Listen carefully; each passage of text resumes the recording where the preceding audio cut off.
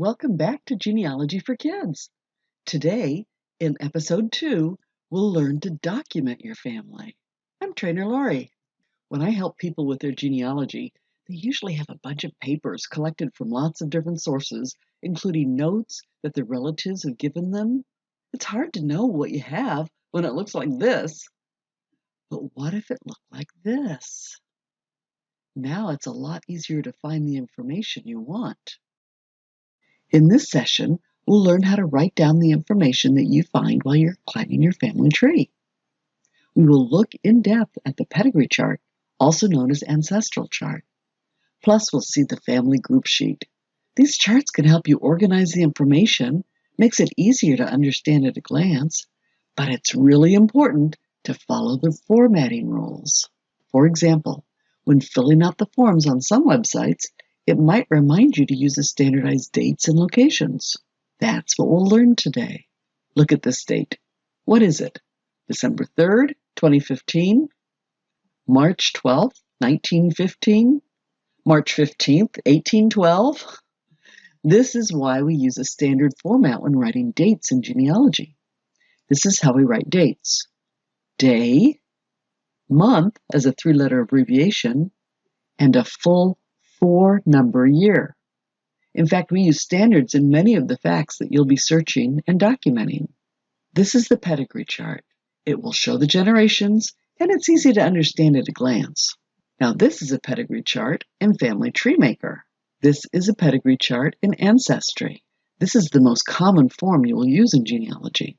It shows you, your parents, and their parents, who are your grandparents.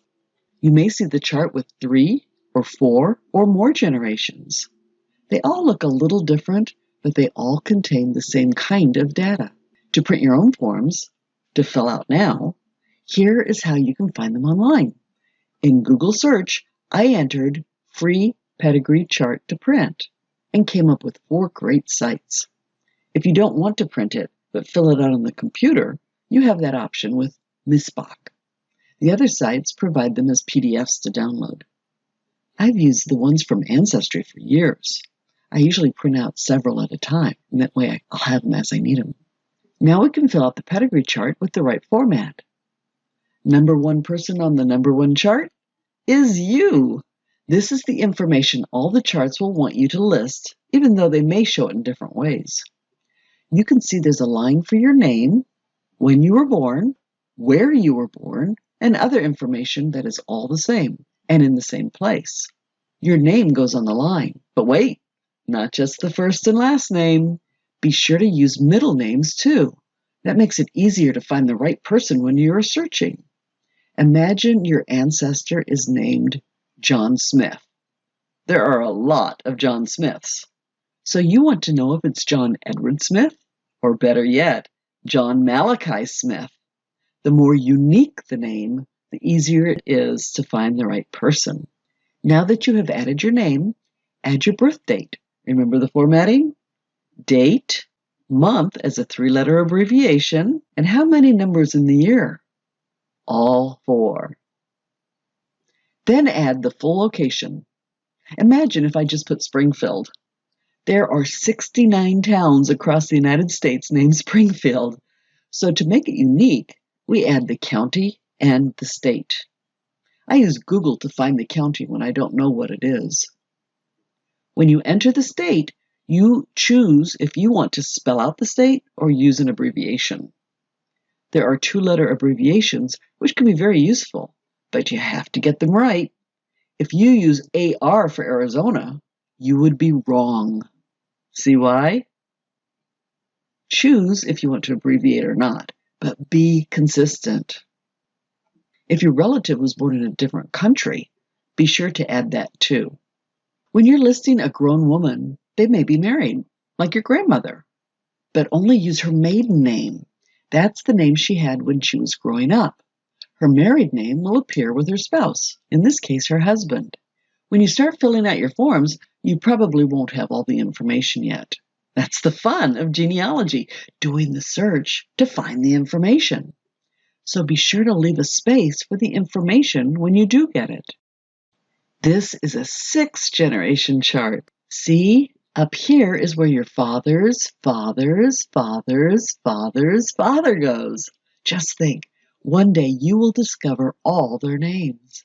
It's easy to see what I mean when I say the father's line is top line.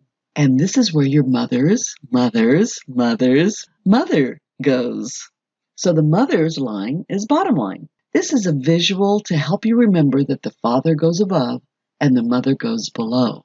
Remember, father's info goes above and mother info goes below.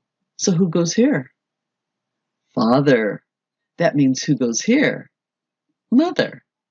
Now it's getting more complex. Your grandparents can be your father's parents or your mother's parents, but the same rules apply. Father above, mother below. So your father's father goes here. And to keep them together as a family unit, your father's mother goes just below him. Can you guess where your mother's father goes? And then your mother's mother? Eventually, you will fill out all the information you can based on what your relatives tell you. But what's this area? This is extra stuff. Don't you like extra? Don't worry about any of this stuff right now, but I will explain it so at least you'll know. Some forms let you put contact information as the researcher of the data. This area is when you have more than one chart. Number 1 on this chart is the same as number blank, and you fill in the blank, on chart blank. See the 1? This is the number 1 person on this chart. When you fill out all the information to number 8 on this chart, you can start a new chart with number 8 as the number 1 person on the new chart. I know it sounds a little confusing, but once you start having more information than what goes on one chart, you will definitely want to do this. So be sure to number your charts in the top right corner when you start a new one. So this is the family group chart. What is different about the family group chart from the pedigree chart? What can you see here?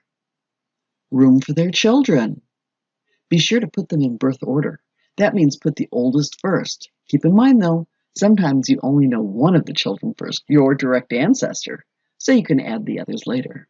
This is why we use a pencil. You fill it out using the same formatting as you do for the pedigree chart. Now it's action time. You get to put into practice what we just learned. Download and print pedigree charts for your notebook. Then get a pencil with a big eraser. Begin your family tree by listing yourself and include the information for at least 2 additional generations, your parents and grandparents. Then download and print family group sheets for your notebook. Use a pencil.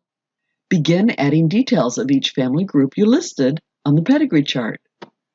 For your parents at the top, and then another one for your grandparents at the top. Congratulations! You have begun documenting your family tree. This can be a lifelong hobby or even a career. The most important thing is to have fun, learning all your new discoveries and meeting all of your relatives. So how do you do that? By hiking their paper trail. And that's what we'll learn in our next episode. See you next time.